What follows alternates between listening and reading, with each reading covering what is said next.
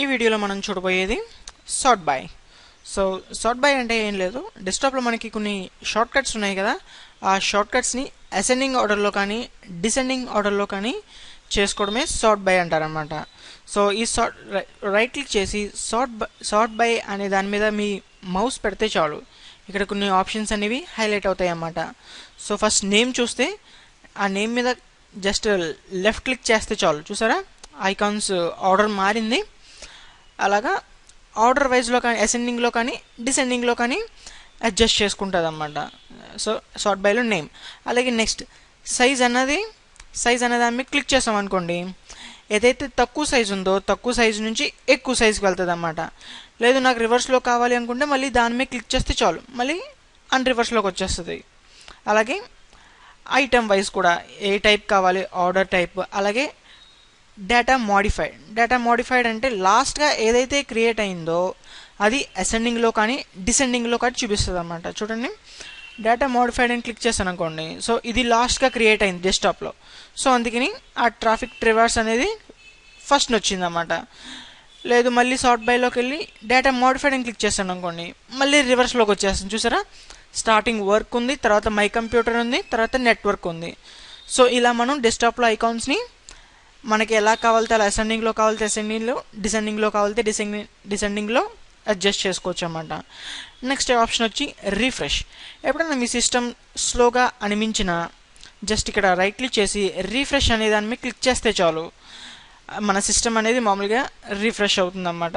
అత్తమాట్లు ఇలా right click చేసి refresh నొక్కడం అవసరం లేదు. అంటే ఎక్కువ టైమ్స్ చేసుకోవాలి అనుకుంటే జస్ట్ మీ కీబోర్డ్లో F5 అనే బటన్ ఉంటుంది చూడండి, దాని మీద జస్ట్ దాన్ని ప్రెస్ చేసి పట్టుకుంటే చాలు, చూసారా కంటిన్యూస్గా రీఫ్రెష్ అవుతుంది. సో ఇలా ఎక్కువగా కంటిన్యూస్ చేయొద్దు, జస్ట్ 2-3 టైమ్స్ చేయండి చాలు, ఎప్పుడైనా మీ సిస్టమ్ స్లోగా ఉన్నట్టు అయితే. ఓకే, నెక్స్ట్ వన్ వచ్చి పేస్ట్. సో ఈ పేస్ట్ బటన్ చూసారా హైలైట్ అవ్వట్లేదు, ఎందుకంటే మనం ఏ ఫైల్ కాపీ చేయలేదు కాబట్టి. సో కాపీ అంటే ఏదో ఒక ఫైల్ని కాపీ చేయడం, పేస్ట్ అంటే మనం ఏదైతే ఫైల్ కాపీ చేసామో ఆ ఫైల్ని ఇంకొక దాంట్లోకి తీసుకెళ్ళడమే పేస్ట్ అంటారన్నమాట. సో ఇక్కడ చూడండి మొబిజెన్ అని ఉంది కదా, దీని మీద రైట్ క్లిక్ చేసి కాపీ నొక్కుతున్నాను. ఇక్కడ చూసారా, ఇప్పుడు రైట్ క్లిక్ చేశాను అనుకోండి, ఇక్కడ పేస్ట్ ఆప్షన్ చూసారా హైలైట్ అయింది. సో పేస్ట్ అనేది నొక్కాను అనుకోండి, చూసారా ఇంకోటి వస్తుంది షార్ట్ కట్.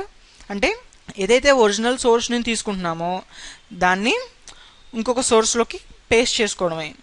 అలాగే ఇంకొకటి పేస్ట్ షార్ట్ కట్ అని ఉంది చూసారా, ఒరిజినల్ ఫైల్ డైరెక్ట్ తీసుకురాకుండా ఆ ఏదైతే ఉందో షార్ట్ కట్ని తీసుకురావడమే ఈ పేస్ట్ షార్ట్ కట్ అన్నమాట.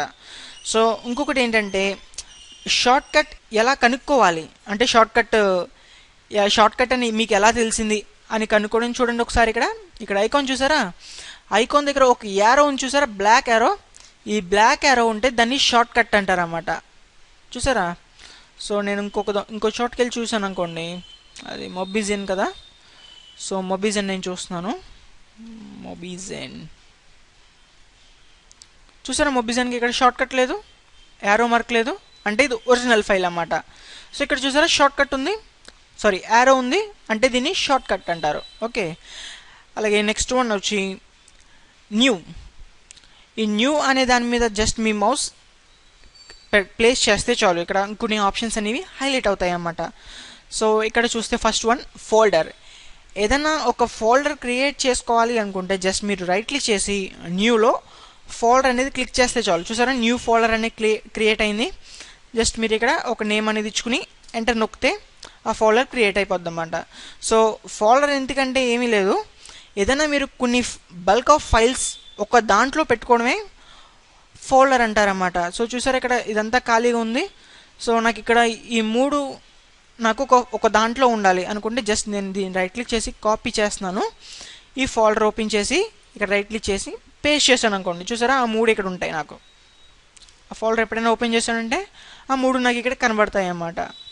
సో ఇలాగే ఫోల్డర్ క్రియేట్ చేసుకుని ఏదో కొన్ని ఫైల్స్ మనం స్టోర్ చేసుకోవచ్చు. అలాగే న్యూలో నెక్స్ట్ వన్ చూస్తే షార్ట్ కట్ అనేది నేను మీకు తర్వాత చెప్తాను. అలాగే ఇక్కడ ఉన్న ఆప్షన్స్ కూడా ఏం అవసరం లేదు, ఇక్కడ ఉన్న ఆప్షన్స్ సింపుల్గా చెప్తాను నేను. సో మైక్రోసాఫ్ట్ వర్డ్ డాక్యుమెంట్ అంటే మనం ఏదైనా లెటర్స్ టైప్ చేసుకోవడానికి ఇది యూజ్ చేసుకోవచ్చు అన్నమాట. సో దీని మీద క్లిక్ చేశాను అనుకోండి, ఒకటి మైక్రోసాఫ్ట్ డాక్యుమెంట్ అనేది క్రియేట్ అయిపోతుంది. దాని మీద జస్ట్ నేమ్ ఇచ్చుకుని ఓకే చేస్తే చాలు, డాక్యుమెంట్ అనేది ఇక్కడ క్రియేట్ అయిపోతుంది. జస్ట్ దీన్ని ఓపెన్ చేసుకుని మనం ఎడిట్ చేసుకోవచ్చు అన్నమాట. అలాగే న్యూలో మిగతావి కూడా అంతే, ఏది మీరు ఇందులో ఏ ఆప్షన్ క్లిక్ చేసినా కూడా అది డెస్క్టాప్ మీద ఫైల్ క్రియేట్ అవుతుంది. లేదంటే మీరు ఎక్కడైతే రైట్ క్లిక్ చేశారో ఆ చోటన అది క్రియేట్ అవుతుంది అన్నమాట. చూసారు ఇక్కడ నేను మాధవ్ ఫోల్డర్ ఓపెన్ చేసి చేస్తున్నాను. ఇప్పుడు చూసారు ఎక్కడ క్రియేట్ అయింది, ఇక్కడ క్రియేట్ అవ్వలేదు ఎందుకంటే నేను ఎక్కడ చేశాను కాబట్టి ఇక్కడ అవుతుంది అన్నమాట. ఓకే, ఇలా మనం న్యూ ఫోల్డర్ కానీ ఏదైనా న్యూ ఫైల్ కానీ క్రియేట్ చేసుకోవచ్చు. నెక్స్ట్ వీడియోలో నేను చెప్పబోయేది screen resolution. On to the next.